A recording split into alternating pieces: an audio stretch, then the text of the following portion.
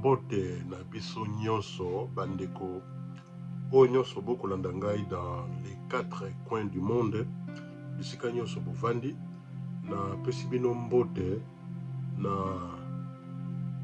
nzambe oyo azali likolo na banzambe nyonso pe kombo oyo azali likolo na bakombo nyonso na mokili oyo na se na mabele na mokili oyo pe na atmosphère pe dans les lieux célestes na kombo na Yesu Kristo. Na pesi lisusu bato nyonso tobotama na bango na mois ya août ba anniversaire na ye komona pete na zali pe na baninga ba mama ba tata bana bilenge en tout cas na ye komona ke bato mingi na yokanaka na bango naturellement ezala mibali ezala basi mingi na ye kolanda ke tobotama nde na mois ya août awa. Je vous salue tous dans le nom de Jésus-Christ. Anniversaire ya malamu pe na kamwaki na mokolo ya anniversaire na ngai nasalaka ba anniversaire penza te naza na ba habitude wana te eza pe na kati ya Bible te ezali te ndenge tolobaka la tradition humaine bon commerce esalaki ba biloko wana bon l'air moko pe eza ndenge bato bakovivre moto na moto na ba conception na ye moto na moto na ba choix na ye eza nango ndenge wana donc yango wana nde nalobi nazwi occasion na bato bapesaki ngai basutaki ngai ba birthday soki nazalaki moto nazwa ba cadeau je pense que nazalaki inondé na ba cadeau multiples outil dans les 4 coins du monde. En tout cas j'étais tellement ému et puis na moni yango en tout cas bon moto azalaka na bato yo koboya eloko bato mosusu balingi ozala na bango. En tout cas gloire à Dieu. Lelo lisusu na koya koloba biloko mingi ya esprit na ba 2009 je pense que na kindaka na mboko ya États-Unis na mboko ya Nashville na kindaka na conférence kuna ezalaka tango mon papa spirituel oyo na kombo ya le fait docteur Maurice Serilo asalaki conférence tokendaki kuna. En tout cas ezaki conférence moko na yeko mi se rappeler na yango et puis lokola pe na tambola na États-Unis mingi na ba conférence na ba mboka nyonso ba États-Unis en tout cas na ba conférence mingi tokendaka ba mboka na meyo na oyo ezalaki lokola un peu spécial to komaki na kati ya conférence et puis ezalaki mosala ya nzambe na kombo ya Benin aya kolobela biso na mokolo yango mais en tout cas na monaka ba chose moko en tout cas eza l'un des rares choses na expérimentaka rarement mais na monaka ngo de temps en temps. Tozaki na conférence bato batondaki au moins plus de 4000 personnes bauti dans les 4 coins du monde. Toyewa na tango et puis conférence ezali bon en tout cas amemaki biso na dimension moko spirituelle très élevée. Et puis na tango wana le toko l'air azo mema conférence et puis na l'air moko tokomaki bandi ko mema biso na losambo penza ya makasi. Tant kangi miso boye na ki très concentré pe mokolo wana na ye ko réaliser que na moment moko ya instance ya moment moko na ye komona on dirait na komaki na dimension moko spirituelle on dirait likolo ya kitoko place moko boye ya malamu et puis lokola tozaki plus de 4000 personnes donc na yokaki lokola on dirait esprit na ngai ezalaki na ndenge mopepe yaka na moni lokola nazalaki place moko pe na komi na place moko place yango esengo kimia ba makelele ezalaki lisusu te donc na yo se trouver lokola nazalaki nga moko après l'air moko na moni na ye kofungula miso to na fungoli miso moninga tozaki na lobi mais mon frère na moni yo penza okotaki penza na losambo na lobi oui na kotaki na losambo na moni lokola ndire na yokaki so makelele te et puis soudainement na oki makelele puis na moni homme de Dieu aza côté ya te ndenge conférence ekende kosila vraiment qui édifiant. Et puis yango amoni na elobaka na bato mingi ngai makambo ya nzambe mingi nazolaka yango mingi na dimension spirituelle, parce que l'homme est spirituel. Toza na âme, toza enveloppé na corps oyo eza lokola train, lokola voiture. Donc ils ont dépendre na capacité nino yo mutu aux aleli. Bon, lelo na ya ko toucher sujet moko boye, eza sujet moko nde na place na lobaka tango na mona ki babiloko wana omoni sikoyo ezalaki ndenge nini. Na koyeba sikoyo ke na vie humaine oyo tofandi ndenge tozali ezali na esika moko spécifique na nzoto na biso oyo nkolo alobelaka biso. Esika yango ezalaka wapi? Na koya nanu kobanda na les 7 avenues oyo ezali na kati na cerveau na biso humaine oyo toza nango. Tozali na 1 na conscience, tozali na surconscience, tozali pe na miso na biso pe ndenge tomonaka bamakambo. Bato mosusu bamonaka na bango te batalaka, mais bato mosusu bamonaka. Yango ne kozala bien ndeko luka oloba na nzambe afungola yo miso po omonaka makambo na malamu. Omoni? Après il y a 4 points ezali matoi na biso po tokomaka koyokaka. Eza na matoi oyo babengaka matoi naturel, et puis il y a les matoi spirituel. Comme ndenge tobengaka eza na miso naturel, eza pe na miso spirituel. Tozali pe na oyo tobengaka lolemo na biso na makambo oyo tozali koteste lokola kolia. Lolemo oyo ndenge bazoloba bango ezali membrane moko ya moke na kati kuna, mais lolemo wana ebimisaka makambo mingi, ekoki kotonga mboka comme pe ekoki kodétruire mboka kaka na mwa lolemo wana. Toye kolia lisusu oyo tobengi monoko na biso. Monoko na biso ezali mingi mpona kosala communication. Communication tosalaka ezalaka ya ndenge nini? Tozali pe na maboko na biso po tosimbaka bato, tosalaka makambo na maboko, makambo mingi tosala yango na vie. Soki tosali réflexion nde tokoya ko découvrir beaucoup de choses. Ozala milliardaire, ozala nani, ozala soki président, ozala ni biloko biso nyonso toza nango. Mutu mo aza spécial aza na ete. Mutu aza spécial oyo akreaki yo, oyo asalaki ete yo ya na mokilo. Alobi tolobi ya lisusu ba décision oyo esalaka ke ba partie ya cerveau na biso humaine lokola biloko lokola ba émotion, ba sentiment na biso tozwa siko na omoni makambo na koloba ezali na fondation biblique. Donc nazoloba makambo kaka na petebwete. Omoni totangi na Esaïe 1:18 elobeli biso ngai na yoni. Elobi venez et plaidons, dit l'Éternel, si vos péchés sont comme les cramoisis, ils deviendront blancs comme la neige. S'ils sont rouges comme la pourpre, ils deviendront comme la laine. Omoni, awa tozali komona ke cerveau na biso ezalaka divisé na 2 parties. Omoni, na kati ya cerveau yango pe eza sujet moko na kokota na muzindo awa. Na kati ya cerveau na biso bato na mokili awa, na partie oyo tozoloba ya partie gauche ya cerveau humaine. Toloba awa na cerveau humaine na biso, composition na cerveau humaine na biso elobi nini? Eza na partie droite pe ezali na partie gauche. Siko na partie droite eza na nini? Na partie droite oyo na lobango eza ba recherche scientifique pe eza na kati na Bible. Na lobi boye na kati wana komona ba rythme monde tokaka ba musique ba nini ba rythme wana eza na kati ya cerveau.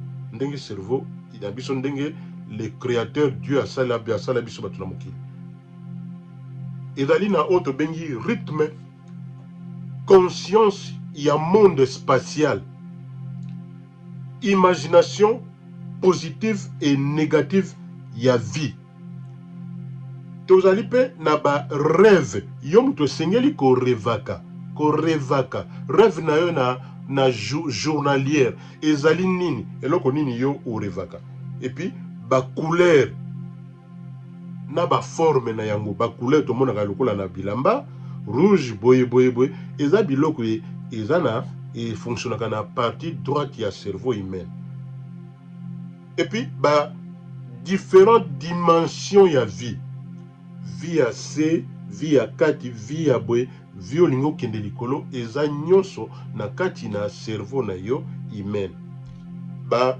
o musu balobi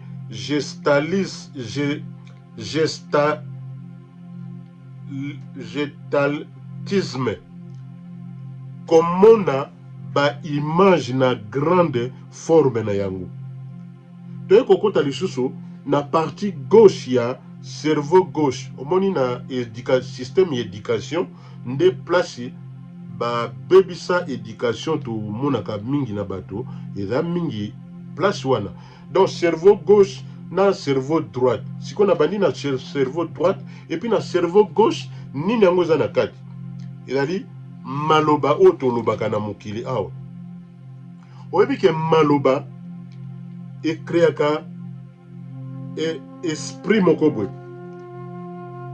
et puis soki totali yango na mokanda na Romains chapitre 10 verset 17 toya komona yango na mibale soki tomoni logique na bato toye komona ba chiffre lokola 1 2 3 4 et puis oyo babengi sens ya analyse toye komona pe ba liste ya makambo na mokili pe na ba séquence ya ba makambo et puis na linéarité yango ezali bien moto toyebaka biloko te chaque fois tozalaka menacé na ba force ya ba ennemi to ba lance pierre ya ba ennemi esengeli tokotaka na mozindo mpona koyeba ndenge nini tokoki koutilize ba oyo evandi na kati ya cerveau na biso yango omoni naye koloba eloko lisusu ya na cerveau gauche awa eye koloba boye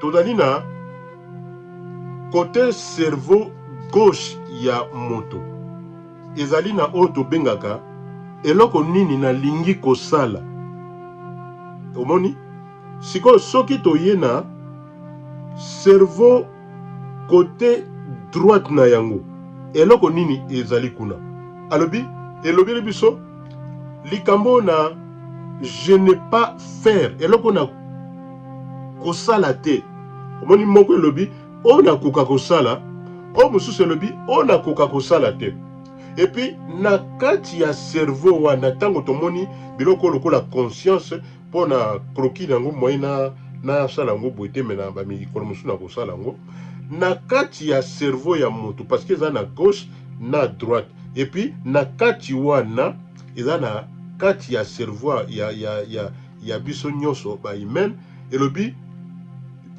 je vais pe esika je vais faire et omoni et je veux et esika pe je vais faire kolinga pe kolinga kosala ezali wana ezali exemple monene lokola biloko lokola intellect na biso bato eza na kati wana jugement notre façon de juger des choses omoni ezali nde na kati wana pe raisonnement na biso esika penza efandi soki tozie lisusu awa na Esaïe chapitre 1 verset 18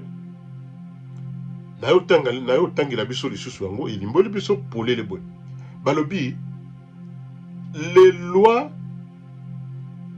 de cause moni soki tokie na Esaïe 1 18 nautai kotanga ngwawa nazongeli yango et puis toyomona babiloko nini eza na kati wana eyoloba ba eya kobimisa biloko lokola na les lois de cause na ba effet ya ba makambo. Donc makambo nyonso tosalaka na vie oyo ezalaka na ba loi oyo ye moko Nzambe asala yango. Eza mutu moko te na mokili awa akosa bino alobela bino makambo nini. Yango esengeli kotanga ka Bible nde malamu. Oyo mona na Proverbe chapitre 26 na verset 2 et le Bible comme l'oiseau s'échappe, comme l'hirondelle s'envole, ainsi la malédiction sans cause n'a point d'effet. Moni makamusu tolobaka. Oh boye boye boye. Oh malédiction. Oh biloko bele bele bele. Tanga Bible malamu ndeko oza o développer sagesse, o développer discernement pour te o monate et makambo nyonso tosalaka na vie et dépendaka nde na oyo biso moko tosalaka eloko yo osali te ekoki koya koaffecte yo te bayo olobali na biso eloko mosusu awa les lois de choisir oyo olingi to olingaka yango ye koyebisa biso ce que je vais eloko nini oyo nga nalingaka na Apocalypse 3 20 elobeli biso Jésus dit et demande, voici, je me tiens à la porte et je frappe. Si quelqu'un entend ma voix et ouvre la porte, ma porte, j'entrerai chez lui, je souperai avec lui et lui avec moi. Yango boni likamba ba posa na biso yango balobi na biso awa posa na biso ezani toye kokota lisusu na mokanda na Esaïe chapitre 50 verset 4. Le Seigneur l'Éternel m'a donné une langue exercée pour que je sache soutenir la parole. Celui qui est abattu, abattu, il veille chaque matin, il veille mon oreille pour que j'écoute comme écoute des disciples. Donc, bisous totali ba disciple ya Jésus-Christ. Omoni, sikoyo na makambo nyonso esengeli kozonga kaka na maloba na Nzambe nde na nzela na molimo na mosantu na Nzambe akopesa yo de bonnes orientations akofixer tout genre de problèmes oyo okokuka ko comprendre po okokuka ko comprendre te ezali pona moto nyonso awa na yeko ya sikoyo na place oyo awa toyebaka pe likambo ya kolimbisaka bato nyonso oyo basala biso mabe na vie oyo yango nkolo akoyokaka biso omoni na vie oyo eza na mutu moko te na mokili oyo asala mutu moko mabe te ezali pe na mutu te na mokili pe asala pe mutu mabe te donc tozali ba être humaine issu ya masumu donc soki oyebi Nzambe malamu te soki oye kobotama mbala ya mibale te ndenge baloba ko born again te na vie okoyebaka eloko moko te okotambola selon la ndenge tobenga yango na envie olio tambola na amour okotambola na ano nde tobenga yango na anglais lust boni yango balobi ke tika te mwinda na Nzambe engala na kati na bomo na biso siko to comprendre eloko lisusu musutu oyo loba lelo puissance ya maloba omoni malobo tolobaka na batu awa maloba ezalaka esprit omoni na vie soki yo mutu kola na bandako moko bafingaka batu bafingaka bato balobaka ba parole négative ezokota na bamatoi na yo oza koyoka yango ezali kokende kokota na kati ya yo cerveau na yo mutu mpe ekoma kocreye baimage négative. Omoni balobi ke na barecherche scientifique eye koyebisa biso te ezwaka moto à peu près 21 jours mpona kochange bahabitude na biso na vie oyo. Na mokanda na Proverbe 12 verset 8 elobeli biso boye balobi la recherche d'un homme sert de rançon pour sa vie, mais les pauvres n'écoutent pas la réprimande. Moni ndenge bim mokanda na Nzambe eza kolobela biso balobi awa lisusu balobi la loi de dérivation soki porte moko ekangami pe porte mosusu ekofungwamaka. Donc kotikala enfermé te kokanga esprit na yo moko te balobi toyeba lisusu oyo babengaka okochange vie na yo lelo oluki koluka sikoyo ndenge nini okodevelope loi ya adaptation ya na mokanda na Proverbe chapitre 13 verset 20 elobeli biso boye celui qui fréquente les sages devient sage, mais celui qui se plaît avec des insensés s'en trouve mal. Maloba ya Nzambe ezali lokola mopanga. Balobi lisusu awa na Proverbe chapitre 22 na 24 à 25 elobeli biso boye le père des justes est dans l'allégresse. Celui qui donne naissance à un sage aura de la joie. Que ton père et ta mère se réjouissent, que celle qui t'a enfanté soit dans l'allégresse. Amen. Omoni na mokili oyo biloko ezobebisa bato na mokili ya lelo mingi mpona koloba ezali nayaki na ba 3 points oyo nde nayokanga message oyo elobi nini force ya religion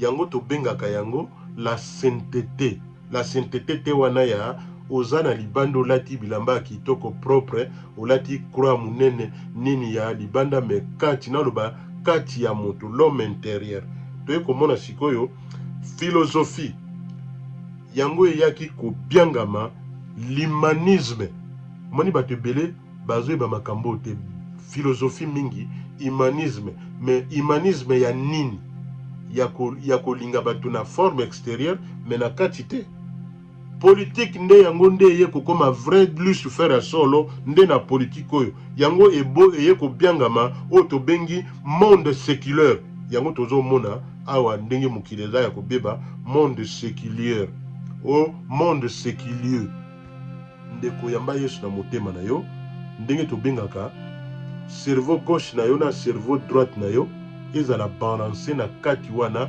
ecreye biso bato ndenge tobiangamaki te tozala na mokili oyo c'est le Dieu oyo asala plan monene kati na yo yende moto atindaki biso na mokili oyo yende moto asala biso yende moto alingi mikolo nyonso na bomoi na biso tozongelaka kaka epai na ye mpo ye azali nzela mpe la lumière yango message oyo nazalaki nango mpona lelo yango wana bosabone na chaîne na biso massivement bokomante bokomela biso oyo bomoni révélation nini nkolo alobeli biso mpo ete peuple azala très bien équipé pour la gloire de notre Seigneur Jésus-Christ. Amen. God bless us. Thank you. Ezalaki les juifs noirs congolais, papa apostole Eugène Kanda Ikombolo. Goodbye. Bye bye. God bless us.